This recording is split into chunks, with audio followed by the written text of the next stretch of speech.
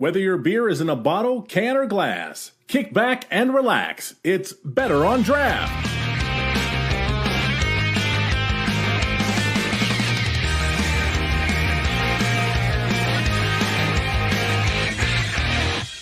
Welcome, everybody. This is the Michigan Series, episode number 28. My name is Ken. Thank you so much for joining us. We were off last week for the 4th of July. I decided to give myself a great gift on my vacation and gave myself COVID once again. But I still have my taste buds, so I am drinking an Allagash Barrel and Bean. This is a barrel-aged golden ale with cold brew coffee. Clocking in at 9.6% like we did in the old days. A little light for the old days, but let's go around and see what everybody else is drinking, starting with Tito. Tito, what do you got? All right. Tonight I am drinking a coconut kolsch from Unexpected Brewing. And I'm double fisting. Hold on. Double fisting. Also have a coffee peanut butter chocolate stencil stout from Unexpected Brewing. Tito doing his homework. Dan, what do you got? Apparently, I'm the only one doing things the right way. I've got a barrel-aged mean bean. So, Ken, I got you beat at the right number of 10.0%. I mean, it's technically, 10%. Wendy, what do you got? Well, I went a little bit light today, and because my taste buds aren't 100% back yet, I've got a No Dignity Hazy IPA from Pigeon Hill, one of my favorite summer beers.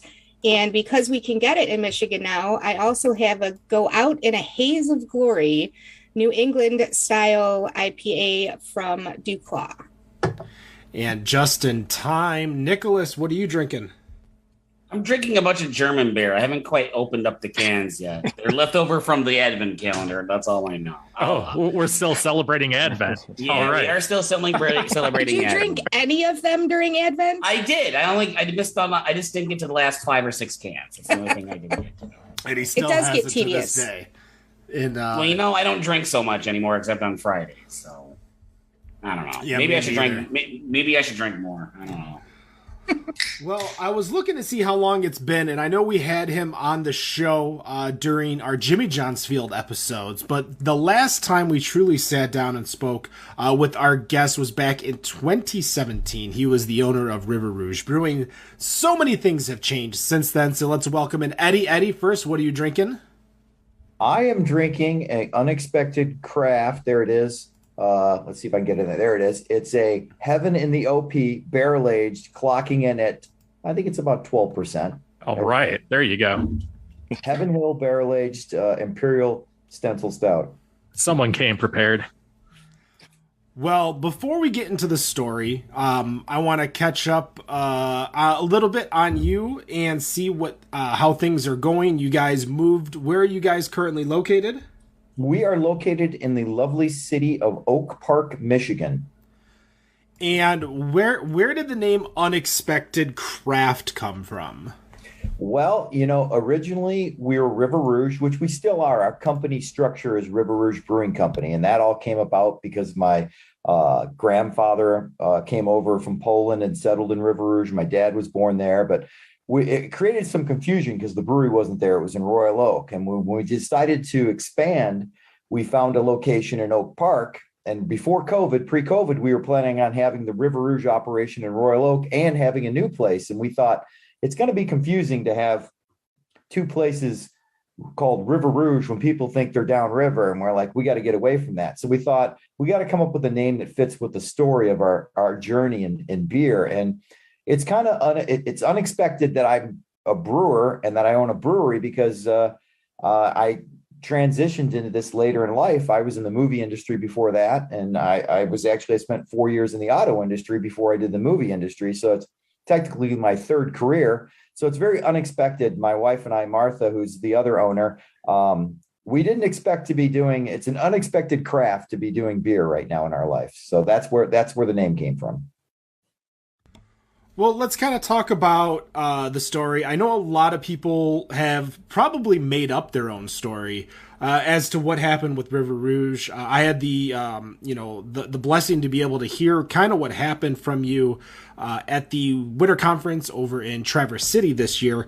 But why don't you kind of give us, let's say April 2020 when the world shut down to today, kind of give us a timeline of how things progressed. Well, April 2020, I was in bed with COVID. I came down with COVID. The first week we shut down, I found out there was 4 of my regulars that at River Rouge and Royal Oak. We all came down. There was 5 of us that came down with COVID, first wave. So I was sick with COVID from the middle of March until I didn't really come out of it until middle of May. And then I had symptoms for another 6 months. So I had the original strain, no vaccine, no nothing. And that knocked me out. So we were shut down. We shut down from before St. Patrick's 2020. And then we opened up in the middle of March under Michigan restrictions. And then we had to figure out what we were going to do. We had bought the building that we're currently in right now in Oak Park in the summer of 2018. July of 2018 is when we purchased that. And so it's been 4 years since we purchased that building. And so we had to figure out what we were going to do, because our location at River Rouge, if you'd been there, I think the whole place was just under 1,400 square feet, including the bathrooms. It was tiny. And with restrictions with COVID, I think we could have 12 people in the place. And we weren't really set up for to go because we didn't have we didn't have a canning line. We didn't have anything. So COVID was really a kick in the butt for us. We weren't really prepared for it because we were in the middle of, we just bought a building. Our cash reserves were down to almost zero because we were putting everything into a new establishment. So COVID was like, just hit at the perfect time for us.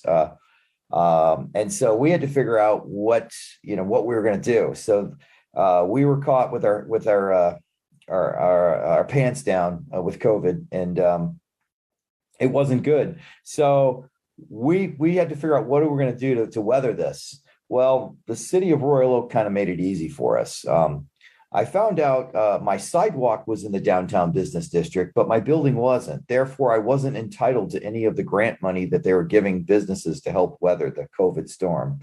So myself, we didn't at River Rouge and Roque, because they were over on Lincoln, they did not receive any grant money or any assistance from the city. So that wasn't helpful. And then to make it even worse, the city of Royal Oak decided to do a gift card giveaway of like 600, I think it was 400, and then they did another 150 or 200. I think it was around $600,000 worth of gift cards they gave away. And of course, they didn't include us. So not only did they not give us any money to help us, but then they actively marketed against us. So, the great distillery across the street, Motor City Gas, they've got gift cards. Royal Oak's got gift cards. Lilly has gift cards. Bastogne has gift cards, or excuse me, it would be Jolly Pumpkin then. Jolly Pumpkin, but Roque and myself, we did not have gift cards. So after all that, I thought, this is a sign. It just doesn't make sense to try and keep this open anymore. We're just going to shut down the River Rouge and Royal Oak, and we're going to move everything to Oak Park and just we'd already said we were going to be Unexpected Craft. We'll just let people know that's where we're going and that's what we're doing. So it was a tough transition because I was my own general contractor. I did everything in there. I carried in the 50 pound bags of cement to build the bar, everything. I was involved in every aspect. And so that was exhausting doing that, besides going through COVID.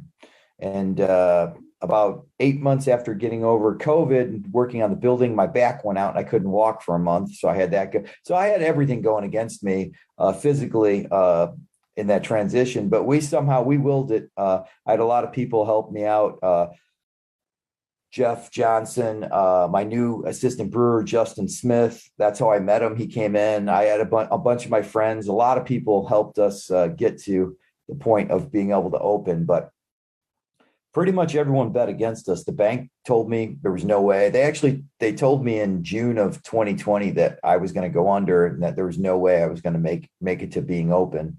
And so just them telling me that, I was like, there's no way I'm not going to get open at this point. So we dug in and we made it happen. And it was, there was dark times where we're just like, what am I doing? How am I going to do this? And we eventually, we got it open, and it was a struggle, and we're really happy. We love the new space. It's great. It's about 7,500 square feet.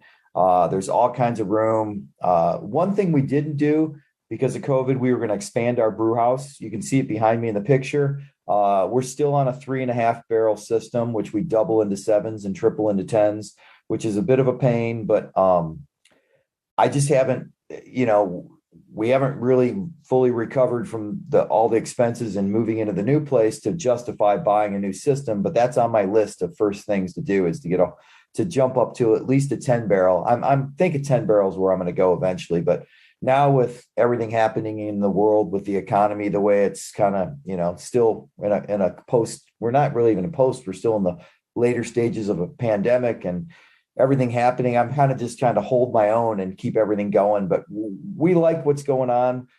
Every month we've been open so far. We opened October 8th in 2021 was our first day open in Oak Park. Our official opening with the city was October 28th, 2021. We actually shut down end of April 2021 in River Rouge. That was the last of that location. But every month we've been open, we've set the record for income for that particular month. So it's been good for us. I can see, even under these conditions, once things, turn a little bit better, I can see it really working out for us. But it was a tough transition. I don't wish it upon anyone. I don't think I'd ever do that again. You think it's a smart idea, but it's tough. It's tough when you're your own contractor and you're dealing with COVID and just dealing with, it took us, I think it was like 6-7 months. We couldn't find a plumber. Everyone, during COVID, it was tough to get people, and it was, everything, resources. It was good that we were doing most of the work ourselves because we could do it, but then getting certain things that we had to have because we needed trades. Jeff Johnson, his cousin, Steve Johnson, is an electrician. So he ended up, we lucked out there, and actually Steve Johnson's father is a roofer, and they actually helped us because we had to upgrade the roof to an R30 roof. So we were fortunate. We did that before COVID, or that would have been a lot more expensive. But we just tied into all our connections of friends, and we tied into the community, and that's what got us through. Our friends and family helped us out, and we made it happen. So you were the first brewery in Oak Park. What made you choose that location? Actually, Martha, who's the majority owner, my wife, Martha Stencel, she actually found it. She was looking. We knew by year 2 at Royal Oak at River Rouge that we needed. I mean, the space was too small. I mean, it's a miracle we made that space work. It was just way too small for a brewery. If you were in there, you saw that everything was jammed together. It was. Every time I had to brew, I had to move everything. So I spent, I think, almost 8 hours a week doing nothing more than moving stuff. So I wasted a day each week of just playing, move this piece of equipment so I can work. So we knew after year 2 that we needed to find a bigger place. So we were looking in Royal Oak. We were looking in Madison Heights. We were looking in Hazel Park. We were looking in Ferndale. I didn't even think about looking in Oak Park, but Martha was doing most of that, and she was looking at places, and she came across the building that we're in right now, and she told me about it, and it was listed. It said it had 10-foot ceilings, and I said, well, that's too small. We can't move into that. 10-foot ceilings are too small. And she said, well, let's go take a look at it anyways. So we looked at it, and they had it listed wrong. It actually had 16.5-foot ceilings in the brew in one section, in the production section. And it was an illegal grow house at the time. It was shut down because it was before. So it was kind of funny. It was was built in 1934, and it was called National Screw Products. It was a tool. They did tool and dies type stuff, or parts for military, for tanks during World War II, and Navy stuff. And I've actually had guys that worked in the original place come into the brewery, which is kind of cool. But it was National Screw Products. Then it was a cabinet making factory. And then it became an illegal grow house for, I think, about a year and a half to 2 years before it got shut down. And then it sat on the market, and we bought it. And it was, so that was back in 2018. We thought, well, I looked at it and was like, it's a big place, a lot more space, and the location. So the location was perfect because it was in the area. We wanted something close. There was nothing over there at the time. If you go to Southfield, there was no breweries in that area, nothing in Berkeley. The beautiful thing about it is it borders Southfield, Berkeley, and Huntington Woods. So you have 3 communities besides Oak Park that you're right with. And I'm right on 11 Mile. There's a car wash right next to us. Get a lot of people come by the car wash.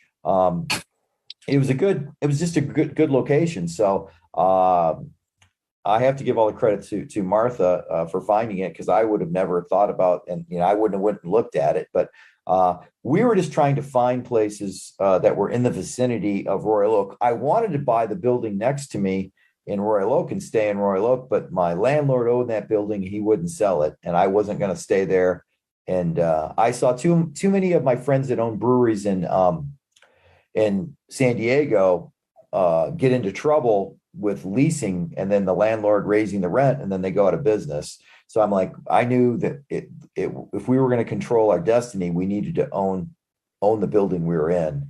And so that wasn't going to work out. It was tough. I tried to convince the guy that the landlords were great in Royal Oak. And I'm like, hey, if you sell me the building next door, I'll still lease the building I'm in, and you'll have a tenant. And they didn't go for it. So we knew we had to move. We got lucky because we got in there when the prices were still, you couldn't touch a building for what we bought that building for right now. And we got in, and then I found out there's a restaurant called Oak Park Social, and the owner there, one of the owners is Ronnie and Alex. They're the owners, and I've met both of them, and we became friends. But he said he bought that building because he saw there was an article when we bought the building in Oak Park that I didn't realize the Free Press interviewed me, and I had no idea. I was on the front page of the Free Press. It was me and Aretha Franklin's funeral. I was on the big. I'm like, wow, I never thought I'd be on the front page of the Free Press, and it was about opening up in Oak Park. So yeah, it was that was wild, but yeah, it's been fantastic. The city has been fantastic. Everyone around there, the neighborhoods, it's been a really good experience so far. That's awesome. So I am an avid beer traveler. We kind of chatted a little bit before the show about some of our beer trips. What is it that why should people come and visit your brewery? Why should people come and visit Unexpected? Well, for one, the variety. We have 30 taps. You come to a place, you go to a lot of craft breweries. We've got 30 taps. We've got something for everyone. In fact, 2 days ago, we finally got our wine license. So I'm going to start making wine. We're going to start have mead. We're going to have cider. And there's a few other surprises we're going to do. I thought he was about to say 2 days ago he just launched his alt beer. Yeah, no. Actually, I just checked it today. It's going to be at the Michigan Brewers Guild Summer Beer Fest coming up July 22nd, 23rd. I did instead of a California Common, I did a Michigan Common, and it's all Michigan grain, all Michigan hops. I have a steam beer that I've got coming up for the. It's going to be my anniversary beer for the 25th anniversary for the Summer Beer Fest. But so why should you come there? Well, one is just we have a great selection of beers. I'm passionate about beers, and I'm always there. I'm there pretty much 7 days a week, and I know there's a lot of breweries you go to that a lot of the owners are there, but I've not been to too many other breweries. There's just a handful where you go in and the owner and the brewer is serving you a beer. I'm not just hanging out. I'm there pouring beers. In fact, I was there serving beers before I came on tonight. And once we finish, I'll be back there serving beers till close. So I'm there pretty much every day we're open. So that's something that's really, I think, as a beer enthusiast myself, when I go into a brewery, I love the fact if I get to talk to the brewer or talk to somebody that's part of the business, not just someone that's serving the beer. Although, a lot of people that are servers got a lot of great stories and are cool people too. So there's nothing wrong with that. But I think it's something special. I meet people. I had someone from Sandwich Brewing Company in Windsor, Canada. As soon as they opened up the borders back in April, day one, he was in my place. And I thought that was so cool. And like 2 weeks later, I was in his place. And, it was a cool thing. That's part of the great thing about the beer community. Somebody comes out, reaches out, comes to your place. I go to their place. But I think, I think it's a unique experience when you come into Unexpected Craft. You'll be surprised. There's something for everyone. And it's, if anything, I've got good stories. I've been around the world. Before I did this, I was in the movie industry for 20 years. I always tell everyone, the guy that's serving you the beer, you'd never guess this.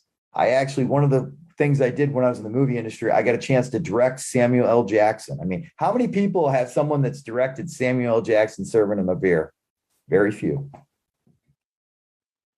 All right. Before I pass it on to the next person, my next question is, what were you able to learn from your first brewing mistake-wise that you didn't make a second time? Oh, in the first place, what did I learn from that? Well, about basically getting a bigger space, getting more space than you need because you're always going to grow. I mean, in the first place, just getting enough, thinking it's enough space to start your business is a bad idea. You want to always make sure there's enough space to grow. It's funny because halfway through building out the new place, I'm like, maybe we should have went bigger. But we have plenty of space. But it's funny when you have lots of space, you kind of you get cavalier with it, and I can just put this here and that. But when you have little space, you're very precious with it. And now I know with the new place, I've got plenty of space to grow, and it works out. And that's just a mistake that in starting that you got to make sure that you give yourself room to grow. Well, it sounds like since you moved over to Oak Park, it sounds like the community has welcomed you. So it sounds like, they were really enthusiastic about you being the first brewery, in Oak Park. But one of the things we noticed is that your average beer rating has gone up since you moved. Is there anything that different or any changes you've made in the beer process to a reason why, your averages are going up? I think because we have more space, because I'm not wasting time moving things, I've had more time to work on the beer. And I've conscientiously been working more on water chemistry, and I've had the time to do that. And I think that's helped. And I'm on my third assistant brewer, and the other two assistant brewers were great. And I have a new assistant brewer. Well, he's been with me over a year now, Justin Smith. And Justin is he wasn't a beer guy. He's actually a weed guy. And I converted him to beer. And he has just taken to it, and his level of passion and brewing is equal to my passion in brewing. And I always tell people, I always think, the secret ingredient with every great brewery is this. It's the love you put into it. And I feel like we're putting twice as much love into it now, besides the water chemistry. It's, I'm putting my love into it, and my assistant brewer is putting his love into it. And that's it. I was lucky to find him because it was one of those things. He came in to help with the construction part, and he's just a hard worker, and he loves what he's doing. And every day he's learning more and more about brewing beer, and is excited about it. And he goes the extra mile and wants to make great beer. We're always talking about what can we do to make this better. So I think at River Rouge, we were so small. We were boxed in. We just didn't have time to do those things, to worry about the water chemistry, to make better beer. And now that we have the space and we have the resources, we're spending more time making the beer better. Well, now that you mention it, with more space, and you did mention earlier, you had like 30 taps in the new space here. Yeah. So with you being on that 3.5 barrel system, how often are you brewing? Are you brewing more often, or just to keep up with the? We are actually we're brewing depending when we get we added 1 10-barrel fermenter since we opened up there, and so right now we have 2 7-barrel fermenters. We have two 10-barrel fermenters, a 4-barrel fermenter, and a 10-barrel bright. That's our system, all in stainless. But we also have 8 plastic 3-barrel fermenters that I use for sours and Belgian beers that I can do open fermentation. And I built a fermentation room there. So I actually have a lot of capacity because not only do I have my stainless fermenters, but I have I'm like, what the heck, I'm doing this. I'm going to build myself a fermentation room. So now I have a room that I can just load in beers, and I'm doing my saisons in there and my sours and some experimentals. I did a Lithuanian farmhouse. I did a Swedish, the hothead one. I'm trying to do more, experimental stuff with that I have the space to do it. But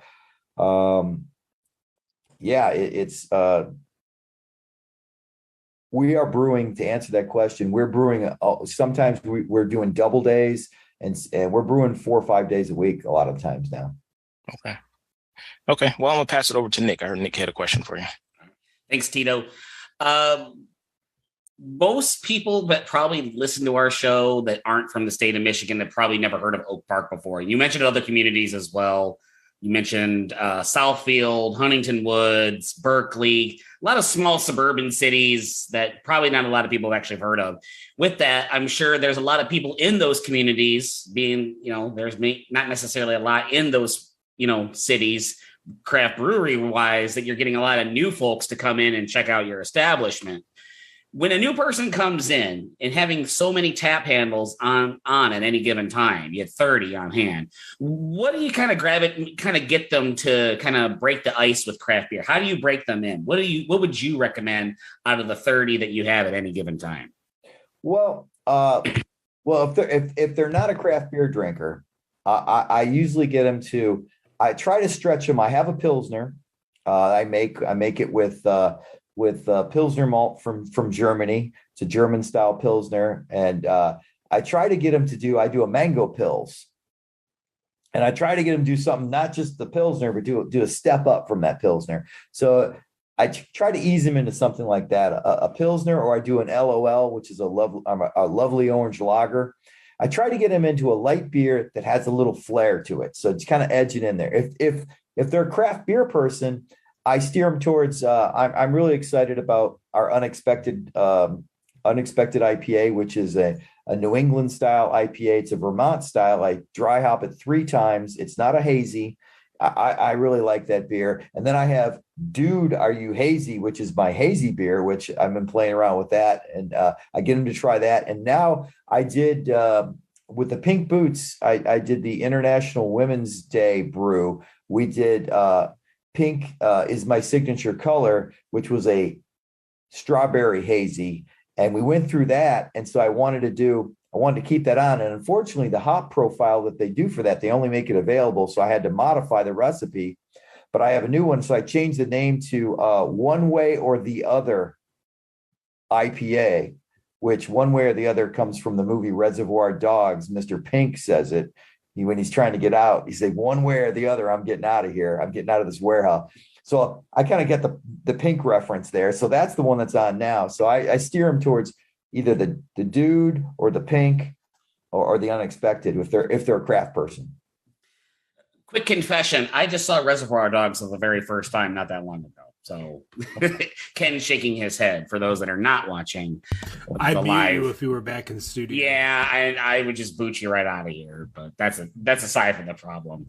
Anyway, So had to admit that real quick. Let's change gears a little bit. You are part of a committee for the Michigan Brewers Guild, the DE&I, or Diversity, Equity, and Inclusion Committee. What is the purpose of this committee? Because this is actually the first time I've actually heard of it. And what have you been able to accomplish since you've been a part of it? Well, I was one of the founding members of that. When I was on the board of directors for a while, I actually had the pleasure of serving on the board during COVID, which was kind of weird, of the Michigan Brewers Guild. And we formed that committee because we frankly felt like, the Michigan Brewers Guild wasn't doing enough to embrace everyone in the beer community, and we felt like we needed to address that. And so Kim over at Guardian Brewing Company over in Saugatuck, she's one on the board of directors. She's the chairman of that. She was very passionate about that, about forming that, and a bunch of us got together. And initially, it's just the awareness of the fact that we need to think about not just what people think are the typical beer drinkers, which most people think of white dudes drinking beer and the craft beer. I mean, that's been the stereotype. And so we wanted to, craft beers for everyone. And so we need to get that out there, and we need to find ways to get that message out there and to let people know. So what we've done, we just had our conference that Ken was at, and we had a panel, and we were discussing, like, what are people doing to become more aware of the broader sense of the communities that you live in. I'm fortunate in Oak Park. It's a very diverse community. We have people, in fact, well, the other owner of Unexpected, my wife, is from Mexico. And so my wife's Mexican, and she's actually the majority owner, not just by 1%, but by quite a bit. I was smart enough to make her, like, she run, I just want to brew beer. She gets to deal with all the major business things, but and she's really good at that. But so I'm aware of diversity because I'm in a diverse marriage partnership, and a lot of people don't get to, they may not be exposed to that. And so a message, what we're trying to do is get out there and let people know that there are breweries that are owned by women, there are breweries that are owned by, there are, I don't know the exact number, but there are Black-owned breweries, gay-owned breweries, Mexican-owned breweries, Latino, I should say. There's a spectrum, and a lot of people don't know about that. And so we're getting the word out. In fact, at the Summer Beer Fest that's coming up in 2 weeks, 2 weeks from today, in Ypsilanti, we decided everyone in the, I don't know if it's everyone, but most of us in the diversity and the DEI committee, we're all going to be grouped together. So we're going to have all our breweries together, and we're going to be showcasing that, that there is this committee, and that we are, unified in getting the word out that craft beer is for everyone. Right. Well, that's a message that we constantly talk about on this show, and we had our Juneteenth episode not that long ago. That is a message that, along with you and others, we're going to continue to keep spreading that message as well here as part of this show. Right. I'm going to turn it on over to the big machine, Dan. All right. Eddie, first off, I got to give you a shout out. Making a steam beer. Not many people, or I should say breweries, actually make a steam beer these days, rather. So that's pretty awesome.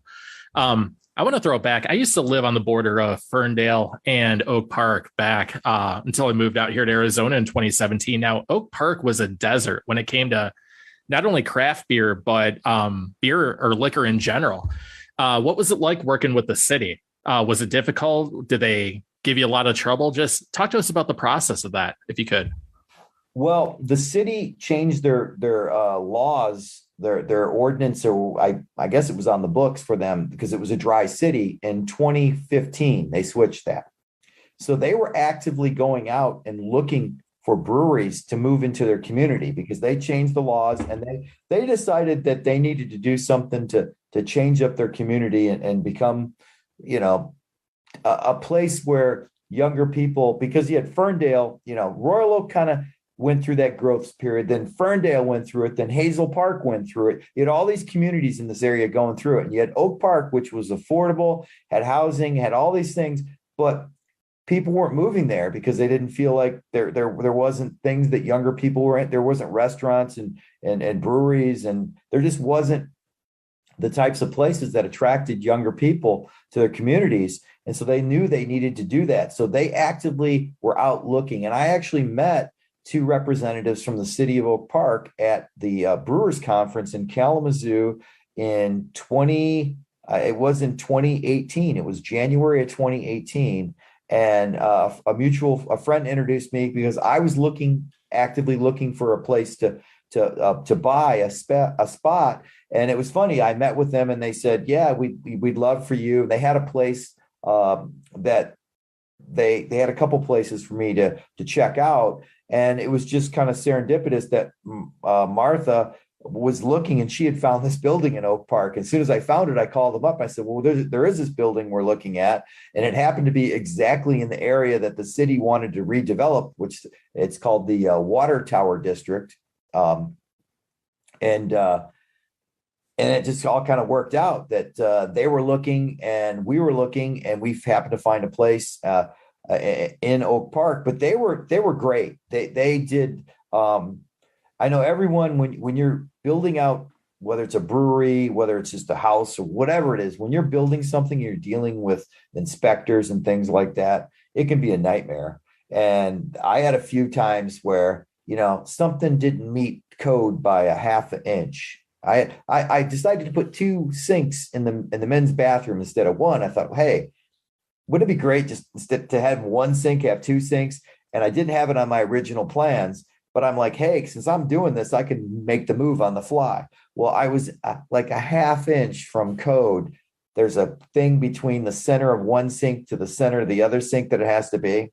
And the inspector comes in and says, you're going to have to rip that all out and move it. And I'm like, you got to be kidding me. I'm not doing that. So I picked up the phone. I called Kimberly. She's the director of economic development at Oak Park.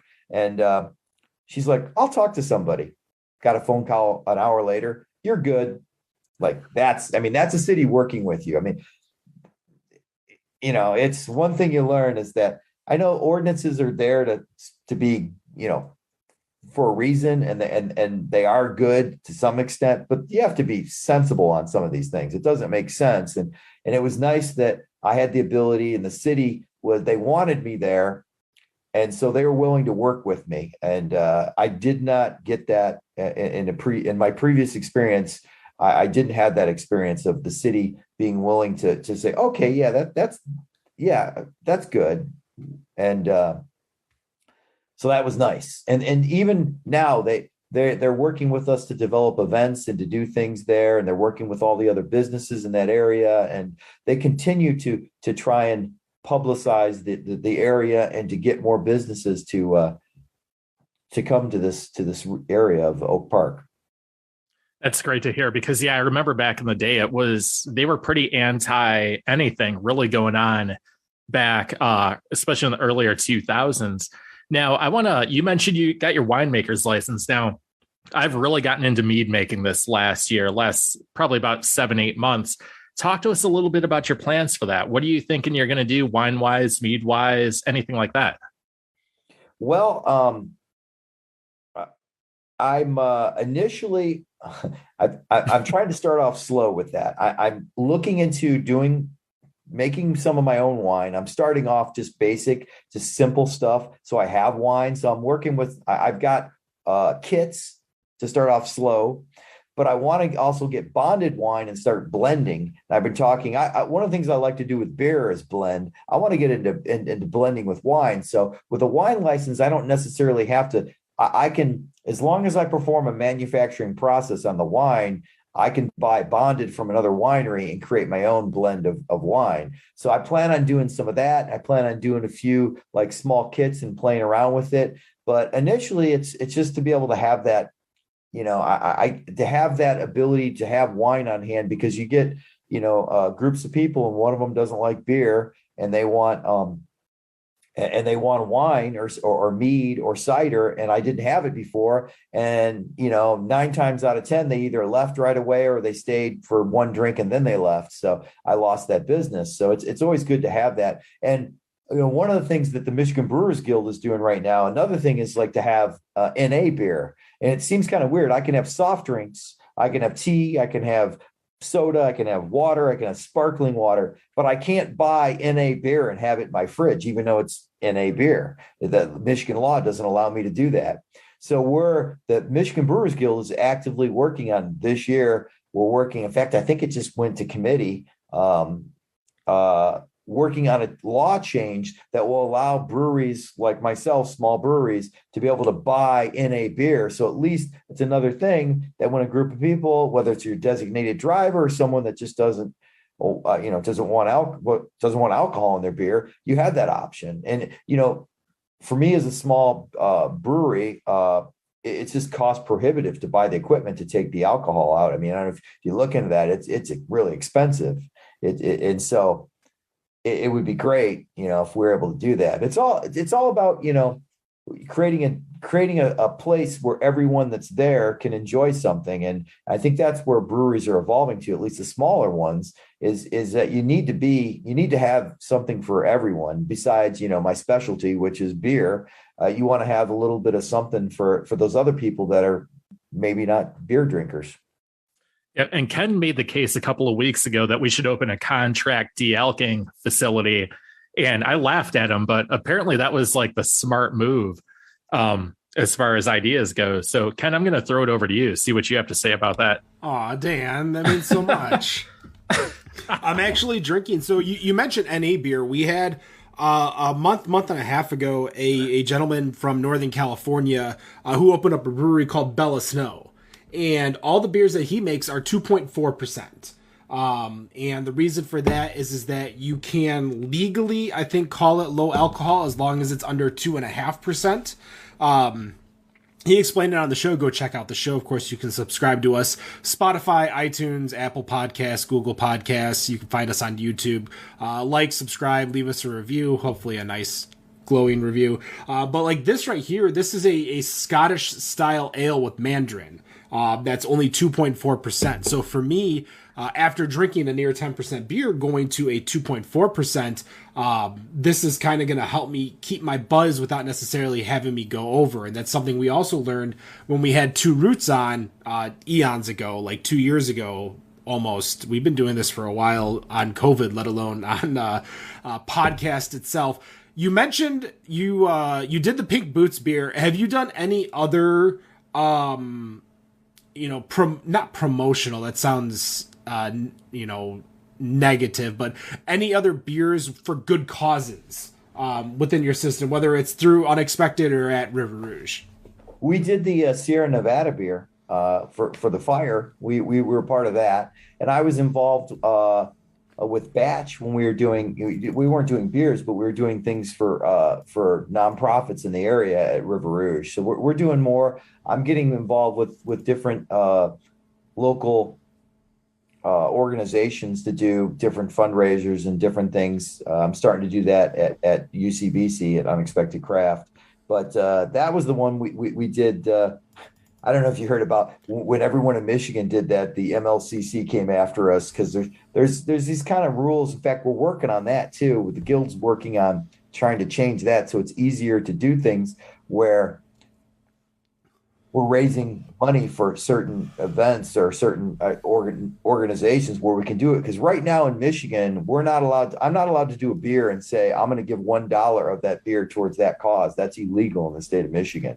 What I can do is say, if you come and drink this beer, we're going to make a personal donation, or the company's going to make a donation to that, but we can't tie it to an exact amount per a glass, per a pour. And we're trying to get those things changed so it makes it easier for us to be more proactive and help different entities in the community. Are you guys seeing a lot more representatives in the Michigan State House and State Senate that are being a little bit more progressive when it comes to changing the archaic laws? Or is this more the guild that's just trying their damnedest to finally get rid of some of these archaic laws that are really putting a hindrance on your guys' businesses because of all the other things that are putting hindrances on your business? No, I think we're being more proactive in trying to do that, and we're seeing more people, and they're more. I think most people are unaware of a lot of the laws that are out there. I can tell you one that'll make your jaw drop if you haven't heard this. This is in the state of Michigan. As an owner of a brewery, I am not allowed to drink in my own brewery per one of the laws that's on the books. Is that I'm the brewer, I'm the head brewer, and per one of these laws that's there somewhere that's buried, they don't enforce it, but it's out there. And the fact that it's out there, it could be enforced. You're not, as an owner, allowed to drink in your own establishment in the state of Michigan. Is anyone actually enforcing that law? No, but the fact that it's out there, think about It's there, they could. They could, exactly. If somebody, say you got into a dispute with one of your, say you cut off a local DA right. for being drunk and arrogant, and the next day he comes because he saw you drinking. Right. And, you were drinking at the end of the bar, just kind of making sure your bar is going A-okay. You weren't working, but you were just there. Right. And the next day you're coming in with a fine because you were drinking while owning the bar or brewery. Exactly. The brewery. Yeah. So there's so many of those laws that are still on the books, that need to be changed. I mean, it's not just in the beer industry. It's all over the place. There's laws that need to be changed. One of the things I find in going to Lansing and doing that is just, wow. It's just, the system is tough. It's archaic, and not just for us in the beer community, but for everything. I really urge people to go watch and see how things work, because you'll be like, what? Why does it? Because everything has to go to a committee, then to another committee, then to another committee before it even gets to a vote. It's like it takes so much time to correct something. We have tokens at the beer festival. We thought we got rid of the tokens because it's kind of foolish. The tokens cost the guild all kinds of money just to make the tokens. You lose them all the time. And the thing is, just because someone gives you a token, it doesn't take away the responsibility as the server or the brewing company or the guild to make sure people are drinking responsible. We always want that, and you're always responsible. But all the tokens do is cost us a lot of money, and it's a hassle. And most states don't have the token thing. We thought we solved that, but there was one word that the enforcement decided that didn't really work. And so now we had to go back and change the one word. And it's taking like over a year to change one word. It's crazy. Yeah, we've talked ad nauseum regarding Michigan laws, and one of the laws that you talked about, like being able to sell NA beers, we actually have an insight, someone who works over in Lansing that gives us a bunch of information on upcoming alcohol laws. So that's HB 6105. Which is the law to be able to sell NA beverages. There's a few other things that's tacked onto that law, including being able to clip coupons for alcohol sales. So there's a few things that are going in there. But again, with regards to Michigan, for a while, it just seemed like nobody really cared. Like, you guys, as the guild, of course, you went, you tried, but nothing really came out of it. From our end, from the consumer end, I should say. Maybe from your end, you were able to get different laws, rules, regulations on distribution, purchasing, that kind of thing. But for us, like, we want to see that kind of change, because two of the things that I believe, and one of them is actually going through the current system, that's HB 6289, and that's the ability to buy alcohol on campus at football games. And one of the things I've said, and I've said on the show, is that you stop people from getting completely smashed in the tailgate, knowing that they can't drink on site. And somebody actually did a study at Ohio State, and they dropped 2/3 alcohol incidents have like been eliminated from just allowing on-premise sales at the universities. So within the tokens, like you're telling people, hey, this is how many beers you have to drink. And that's what people do is they go and they have to drink that many tokens, as opposed to, you know, deciding what they want, or, you know, going at their own pace and just going from start till they finish. So when they say, you know, hey, you have 8 tickets, you have 8 tokens, or you have 15 tokens, that's how many you have to drink. Therefore, you're going to drink them. So I think that's a lot of things, and I'm glad to hear that update that things are going to get changed. I want to ask one more question, and then we're going to get into the final questions. I know it's definitely a softball for you, just for the way that you chatted. But you were kind of mentioning about how you love serving. If you were given the ability to where you were financially stable, you didn't have to serve, you could afford full-time staff, full-time everything, would you still want to bartend after brewing day in and day out? I would, yes, I would. I enjoy it. I just, my personality, I enjoy interacting with people and I get feedback. It took me the first couple of years of doing that. You know, when you're serving your beer, it's tough. It's great when someone loves your beer. It's not great when someone makes comments and like, you learn that, you know, not everyone's going to love everything you do. And I always tell everyone, every beer I serve in my place, I love it. I always tell them the bare minimum of a beer that's up on the board, I have to drink it and say, would I order another one of these? Would I say, nah, I'm going to have another one because I'm enjoying this. If I'm not going to drink another one of the beers, I don't sell it. People are, I have the ability to dump a beer. If I don't, I've dumped beers. It's my Ricky Bobby saying that I came up with is if you're not dumping, you're not brewing. You know, if you're not first, you're last. If you're not dumping, you're not brewing. You should as a brewer, as an owner of a small brewery, you should have that, you know, that type of quality control. And you know, I have that, and it's great to get the feedback. And I think I've become more emboldened serving people. Now, I had some people in last night, and they're asking me about my beers, and I'm like, well, my peanut butter stout, my peanut butter chocolate stencil stout, that's one of the best peanut butter chocolate stencils. I said that's one of the best peanut butter chocolates in the state, and I stand by that. And it's like, and hey, it's I make the beer, and I'm going to tell people, and I'm fair. If I'm not going to sit there and tell them how great it is, who else is going to? So I get a chance as the server. You know, someone. So what beer should I order? I'm like, they're all great. You know, they're like, I made them. I'm the brewer, you know, and it gives me that opportunity to do that. So I enjoy that. I enjoy interacting with the people. I've always been, you know, I was a beer enthusiast before I was a brewer. And I just enjoy the culture. I enjoy beer. I drink. I'm one of those people, unless like right now at home, I don't drink that much beer unless it's an event or something. I drink a beer at a brewery, at a place with friends. It's a social thing for me. And I love that connection and the ability to do that at my own place. All right. Well, as we end the show each and every week, we're all going to ask you one final fun question to kind of send you off, as I know you're going back to work. So we're going to start with Tito. Tito, what is your final question for Eddie over here? Well, I have to say, Eddie, when you add coffee to that peanut butter stout, it is damn good. That's all I got to say. Okay.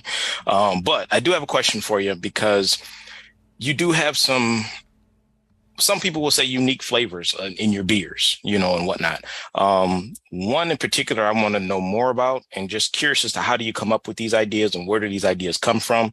In particular, this coconut Kolsch. Oh my gosh. It tastes like a coconut cream pie. It is awesome.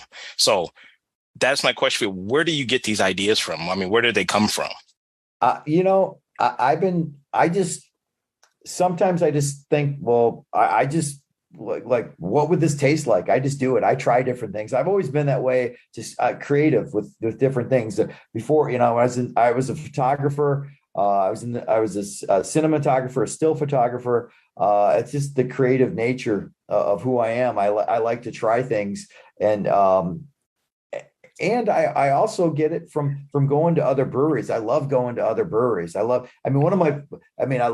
checking out other places and see what other people are doing, and then getting ideas. But I'm not afraid to try something new. I mean, that and I'll sometimes it works, sometimes it doesn't. If it's not good enough that I like it, I won't even serve it. But there's certain things. Some people don't like the coconut. Some people, I always tell people, coconut, you either love it or you hate it. It's too much coconut, or you love it. And I had a guy that came in last night. He's been coming for 3 years. He was at River Rouge, and he brings in a sixtel because I always fill up when I brew the coconut. I give him a sixtel. I sell him a sixtel, I should say, of the coconut.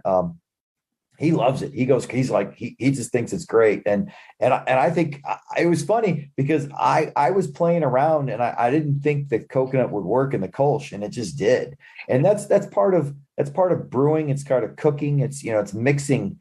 And I like getting into blending and working with different flavors with beer and that, and blending and things like that. And it's funny because some people are really precious about brewing, and they're only like classic, like the German style, it can only be this way.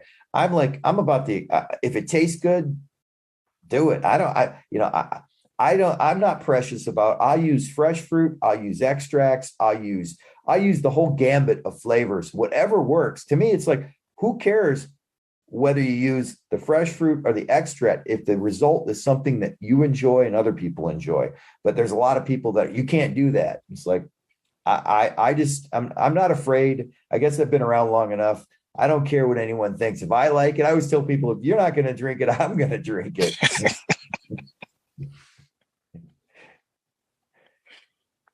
There you have it.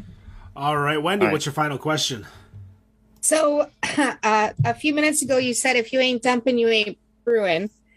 My question is, since everything that you put out is something that you would drink a second glass of, is there a style that we will never see come across Unexpected's doorstep? No, I don't think so. I drink everything. To me, it's not about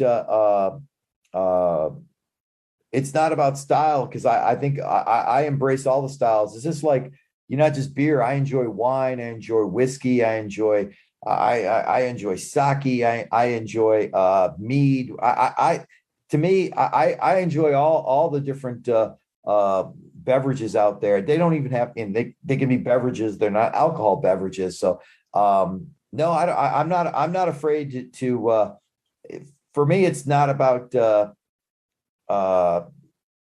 it's not about doing something. I'm willing to try anything. And I remember at AleSmith, when I first got into brewing, there was one of the servers there. They let the servers for their speedway, they do different variants, and she did a variant. She did I want to say, it wasn't beets. It was it was awful. Whatever it was, it just didn't work. But she tried it. She brewed it, and we drank it. And I can't think, what was it? Was it beets? It was something that it just didn't work with the stout. But no, I'm willing to try. I'm willing to try anything when it comes to beer, and I'm not afraid. There's styles that I like stouts. I always tell people, they know right away. You come to my place, I love stouts, but I love my ale, yes, Imperial. I like the Dude. I'm not afraid of any style, so I'm willing to do it. And I'm not afraid, if it doesn't work, to say this doesn't work, and I'll pour it, dump it. Awesome. Dan, what's your final question? And shout out to AleSmith, because if you're not in their speakeasy drinking, and Eddie, I don't know if that was there when you were out there, but you're not really doing the whole experience. So I got to ask you, we'll kind of go off of Wendy's question here. What is a style of beer you haven't done yet that you're looking forward to doing? A style of beer I haven't done.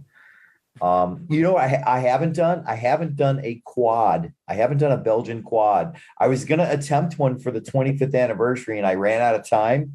And I really like, I mean, I like big beers. And one of the things you're talking about, AleSmith, you go in that room, they have so many great blends. Oh, That's yeah. one of the things. I mean, not a lot of people are blending like they do out on the West Coast. They're doing a lot of cool blending with beers, and they're blending, barley wines with stouts, with old ales, and it's awesome. Peter, the owner of AleSmith, he's one of my, he's someone that is a friend of mine and has encouraged me and inspired me, and I talk to him not as often as I'd like. And I get out there, I was just out there in April, and for me, that's where I go. I go to discover new things in brewing and get inspiration in that. And I find it, there's a lot of other brewers. I love Prairie down in Oklahoma. They're not afraid to do anything, but Prairie just does amazing stuff. But there's a lot of other, I mean,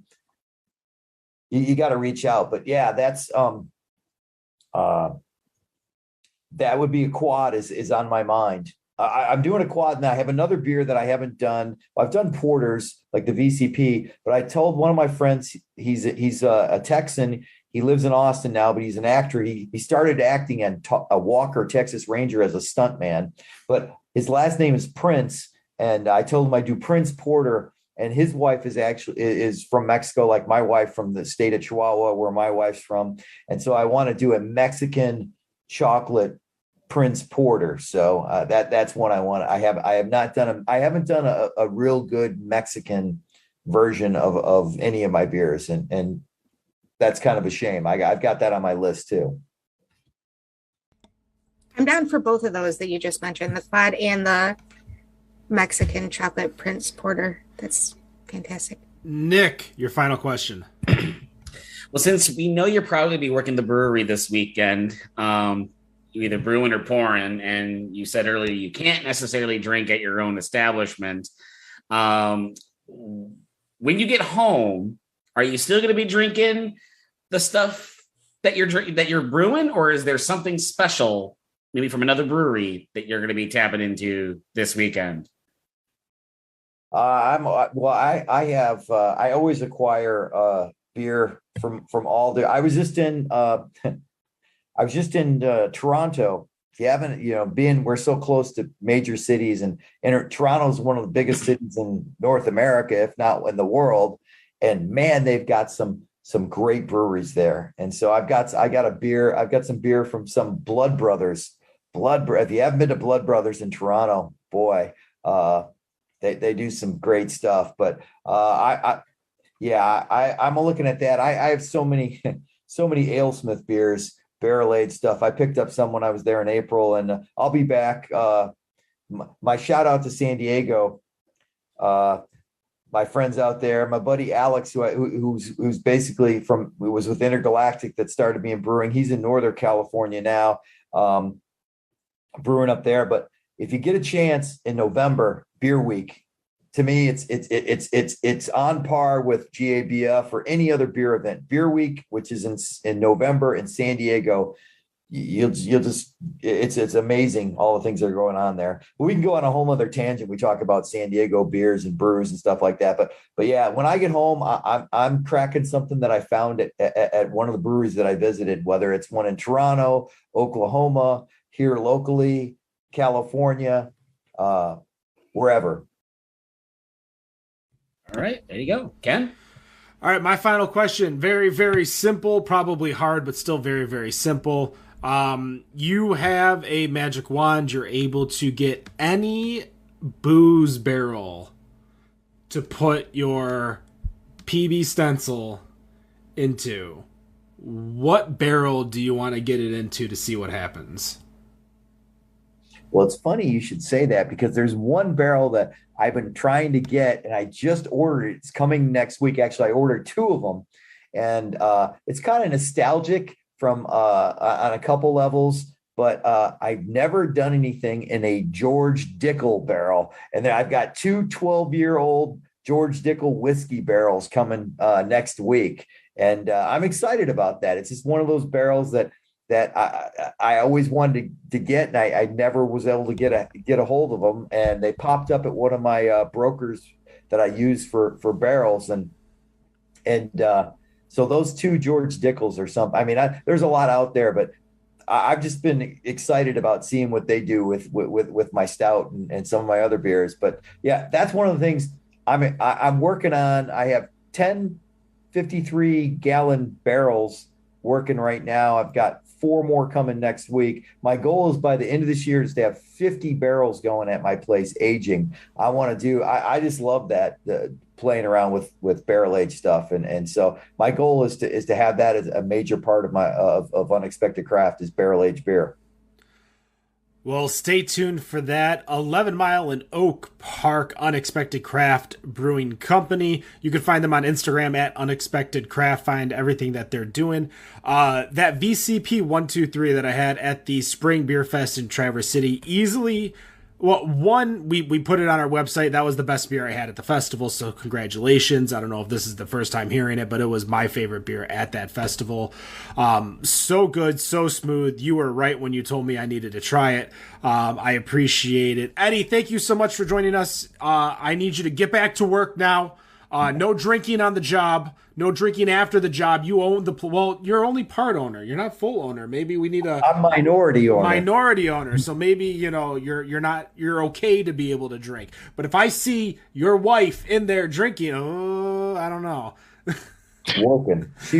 Ken's a cop, so he's gonna. Yeah. Tons of experience with arresting people. That's going to do it better on Draft Podcast. The Michigan Beer Series, episode 28. For Eddie, my co-hosts, Nick, Dan, Tito, and Wendy, thank you so much for joining. No matter what you think of your beer, we think it's better on draft. Have a good night.